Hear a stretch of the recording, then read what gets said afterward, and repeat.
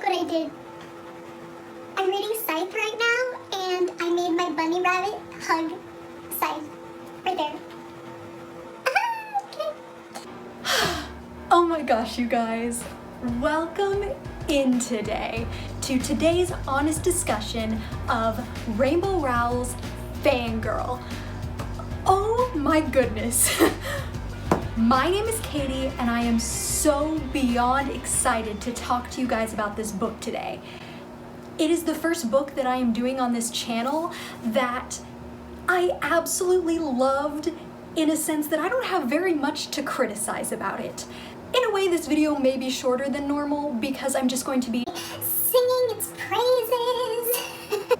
This book has the sweetest characters, and you know how when you're reading YA, you sometimes just feel like you need that sarcastic character to really drive it home? This book doesn't really have that, and yet you don't have a problem falling in love with them. They're all so adorable, and I can't believe I've never read a Rainbow Rowell book before. I own Eleanor and Park, and I'm gonna need to give that one a try, I think. Okay guys, let's start with the usual disclaimers. First things first, this is a YA book. I enjoyed it. Millions of people enjoyed this book. So let's not hate on people who like to read YA. I can read what I want. You can read what you want. YA is a genre, not a restriction. We're only going to be talking about this book based on the YA genre.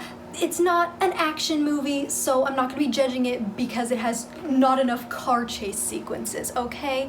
We judge this based off of knowing what we're going to get. I mean, my final disclaimer is simply that I loved this book so much that I'm not going to have a whole lot of things to critique in this video. So if you're here for my usual cynicism, then you may want to try a different video. So let's get into it. Fangirl follows the story of a freshman in college by the name of Cath, short for Cather, and her twin sister, Ren. Now, Cath and Ren have been huge fans of this series called the Simon Snow series, which is sort of like Harry Potter, except this world also has Harry Potter because Harry Potter is mentioned, which seems odd, but the more I read it, the more it seems like, yeah, it's a school for magic in the Simon Snow universe, but it seems very different than Harry Potter on multiple levels. I know that a lot of people criticize it for being very similar to Harry Potter,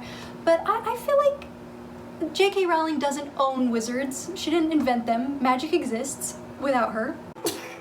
Magic exists.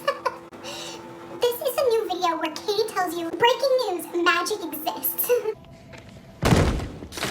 Cath has moved into her dorm first day of freshman year, and she immediately meets our beautiful male lead, Levi. And Levi is such a unique male lead. He is so goofy. He's just so nice and so happy all the time. I feel like all of us know that one person who's just so nice to everybody. You know, the problem with that is that Cath can't really tell if Levi likes her because he's being so nice to her all the time, or if he's just nice to everybody. Levi as a character is just spectacular. He has only one moment where I questioned my love for him. I can't believe that this book is a standalone. This is all we get. Okay, so Cath and her sister Ren, their whole lives have been fans of Simon Snow, and they've been writing fan fiction in regards to Simon Snow, and I personally am not somebody who's ever written any fan fiction or really read any fan fiction. I do like to write. I definitely love the growth we see through Cath and the talks with her professor throughout this book, to learn that, like, you absolutely can write fan fiction, but you have the power to write your own world. I love to see that, and at the end we get to. The only other characters I want to mention aside from Cath, who's just adorable, and she reminds me a lot of myself, aside from the fact that Cath never wants to go to parties. If somebody asks, I'll go, but I'm never gonna like be the one to invite myself, ever. The only other characters I want to mention are Regan, her roommate, or Regan. Reagan, I don't know. I think Regan is so funny. I love her a lot. Ren as a character, was easily the character that got on my nerves the most. She's just that stereotypical freshman girl who just wants to party and is like, oh my gosh, my new best friend, but like, she's not your best friend, relax. I definitely know many people like her. I probably just bottled up all my feelings and forced them onto Ren because she does have redeemable moments. All right, now we're gonna get into some Cute little moments that I want to talk about because I just enjoyed this so much. These are going to be distinct spoilers, so don't watch if you haven't read it because you don't want to miss out on such an amazing book. Please go out and read it right now if you have not read it, and then come back and we can talk about it because, oh my goodness, there are beautiful elements. The first thing I want to talk about is the development of how awesome Levi is as a male character in this book. The first moment that I knew that he was going to be a strong character was the scene near the beginning when Cath and Nick are spending time in the library writing, and Levi is the only one who offers to walk her home from the library. Oh my god. I know that there are a lot of people out there who don't understand how big of a deal this is, but I personally go to a city college. It is so dangerous walking around by yourself at night. I personally remember my freshman year walking home alone a couple times because people didn't have the courtesy to even think about the fact that I am from the other side of the country and have no idea what I'm doing. In this, like, we see this beautifully crafted development between Levi and Nick, because Nick, I mean, until, like, you know, the part in the end, he really, like, Nick doesn't seem like a bad guy. Like, I can't really blame him for not offering to walk Cath home every night because I know so many people like him who wouldn't even think twice about it. But Levi going that extra little mile for Cath is just like, oh my gosh. he cares that much. And as somebody who's experienced that for myself, Levi is what everyone wants. As for Levi and Cath's relationship, it is so adorable. This book, it really picks up starting like a third in with the outsiders scene. Nothing gold can stay. I started reading it, I don't know, it was sort of late, and I hit that scene, and I didn't stop reading until after Levi was kissing that blonde girl at his party, and I just kept going. I couldn't stop. I wanted to know what happened next, and I couldn't put it down. It's really one of those books that just paced so beautifully. The beginning is a little bit slow, but not in a bad way. It's a nice slow burn, and then the end is the same way.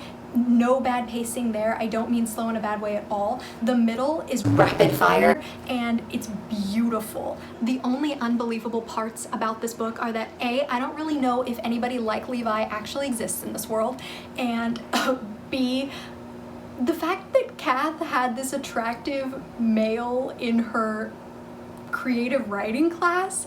I've taken so many creative writing classes, you guys. It's like an entirely female group. I don't know what to tell you. There are no attractive men in the English department. But I guess Cath's world there are. I guess I just should have gone to a college in wherever the heck they were in this book. The middle of nowhere, a random state in the middle of the country. I also want to mention how in the very end, so we're getting blurbs throughout the whole thing, right, of Cath writing Carry On and all the other fan fiction that Ren and Cath had written previously, and also blurbs from the Simon Snow series.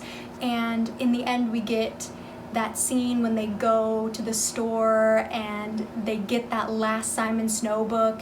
Watching them go through that was absolutely, like, it touched me because I have series that matter that much to me as well. You know, it really becomes like a part of you in a way that nobody else is going to understand. And although I never wrote any fan fiction, I still definitely feel for them on an extra level. So this whole time, right, we're following Cath reading to Levi all these parts of Baz and Simon, and how she thinks that the author of the Simon Snow series doesn't actually pay Baz the proper attention that he deserves as a character, or he doesn't live up to his full potential. But this whole time she hasn't even read the last book. I hit myself in the eye with it. And then in the last book, we're reading it, and I love that that's the last scene, that we get like Baz and Simon don't actually end up together, but we get that sort of redemption for Baz that Cath has been preaching this whole time that he deserves. And I think that's so beautiful, because I know that there are multiple series out there that never happens in, and I can't even imagine that moment. All I have to say about this is that I super loved it, super would recommend, y'all. Please read it, kids. Oh my god. I can't believe I was late to this boat. So much love for this. Will be picking up Carry On. I want to read Carry On so badly now. Going into this, I had no idea that the main character in this was technically the author of Carry On, which I'm just so pumped about. I can't wait to read Cath's book. I hope the fan wasn't too annoying. Let me know if it was annoying and I will not have it on ever again. Oh, look how cute they are. I love it. This is not how I pictured Baz at all. He's got way too long hair in this photo. I cannot zoom in because of the sunlight. But this is Baz and this is Simon. Baz, cut your hair, my guy. Cut it down. Chop it off, chop chop. My name's Katie. Thank you so much for watching today. Subscribe to my channel. I'll leave all my links below. Please leave your thoughts down below, because I want nothing more than to talk about this beautiful book with you all. I'll see you next time. Bye, everybody. That's all.